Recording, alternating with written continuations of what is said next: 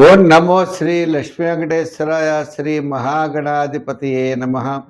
యోంత ప్రవిశ్య మమవాచమిమాం ప్రసుప్తాం సంజీవయత్యఖిల శక్తిధరస్వధామ్నా అన్యాంశ్చ అస్తచరణశ్రవణత్వగాదీన్ ప్రాణాన్ నమో భగవతే పురుషాయ తుభ్యం. ప్రేక్షకుల నమస్కారాలు తెలియజేస్తూ మనం ఈ వారం అంటే జూలై 5 నుంచి జూలై 11 వరకు ఉన్నటువంటి గ్రహాల యొక్క పరిస్థితిని అనుసరించి మనం ఈ యొక్క వారం మనం ఏ రాశుల వారికి ఎలా ఉంటుంది, ఏ సులభమైన పరిహారాలు మనం చేయాలి, తద్వారా మనం ఇబ్బందుల్ని ఏ విధంగా నివారించవచ్చు, ప్రోత్సాహంతో ముందుకు ఏ విధంగా వెళ్ళాలి అనేటువంటి విషయాన్ని మనం ప్రతి ఒక్కరూ తెలుసుకుని ఆచరించి తద్వారా మనం మంచి విషయాలను స్వీకరించి ముందుకు వెళతాం. మరి ఈ రాశుల్లో ముందుగా మరి మా యొక్క యూట్యూబ్ ఛానల్ ముందర సబ్స్క్రైబ్ అవ్వండి. పులిల సత్యనారాయణ అనే యూట్యూబ్ ఛానల్ ఉంటుంది, దాంట్లో భాగవతం ప్రసారం అవుతుంది, షార్ట్స్ పెడతాం, అనేకమైనటువంటి కార్యక్రమాలన్నీ కూడా చేస్తూ ఉంటాం. ప్రతి ఒక్కరు కూడా తప్పనిసరిగా చూడండి. ఇంకా మూడవది విషయం ఏంటి అంటే, ఈ వారం ముందుగా మన గ్రహాల యొక్క పరిస్థితిని అనుసరించి మేషరాశి గురించి తెలుసుకుందాం. కన్యారాశి, ఈ కన్యారాశి వారికి సప్తమ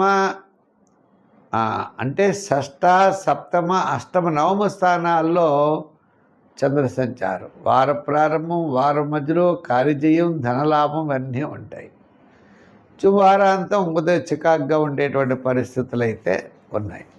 ఏదైనప్పటికీ ఈ రాశి వారికి లాభస్థానంలో గురుడు, లాభస్థానంలో 1 ఇయర్ ఈ గురుడి యొక్క ప్రభావం. ఇప్పుడు జాతకరీత్యా కూడా అనుకూలమైన వాతావరణం కనపడుతోంది. దశమంలో రవి ఉన్నాడు అంటే కార్యసిద్ధి, ఆత్మస్థైర్యం ఇవన్నీ ఉంటాయి. లాభంలో గురుడు ఉన్నాడు, చాలా అనుకూలమైన వాతావరణం. వ్యయంలో శుక్రుడు ఉన్నాడు, ఆయన కూడా అనుకూలిస్తాడు. ఇంకా అనుకూలించినటువంటి గ్రహాల్లో చంద్రుడు పెద్దగా అనుకూలంగా లేడు, కుజుడు అనుకూలంగా లేడు. కుజుడు అంటే సోదర వర్గం, కోర్టు వ్యవహారాలు, స్థిరాస్తి డెవలప్మెంట్స్, ఇటువంటి వ్యవహారం. మరి మానసికమైన ఒత్తిడి, వార ప్రారంభంలో కార్యజయం, ధనలాభం ఉంటాయి. మిగిలినటువంటి విషయాల్లో కూడా శ్రద్ధ అనేది తీసుకోవడం చాలా అవసరం.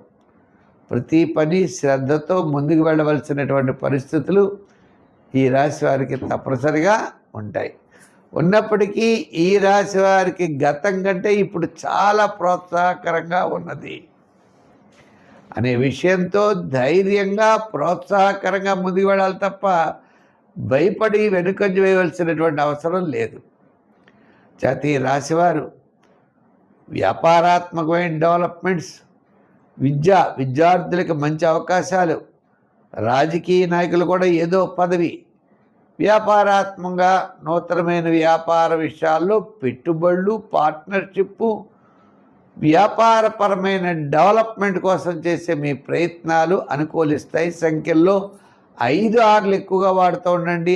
ఆరాధన విషయం వచ్చేటప్పటికీ నవమంలో కుజుడు ఉన్నాడు కాబట్టి సుబ్రహ్మణ్య స్వామిని ఆరాధించండి. మంగళవారం కందిపప్పు దానివ్వండి, లేదా మంగళవారం నాడు ఆంజనేయ స్వామి యొక్క ఆరాధన కూడా మీకు విశేషమైన ఫలితం ఇస్తుంది ఉన్నది.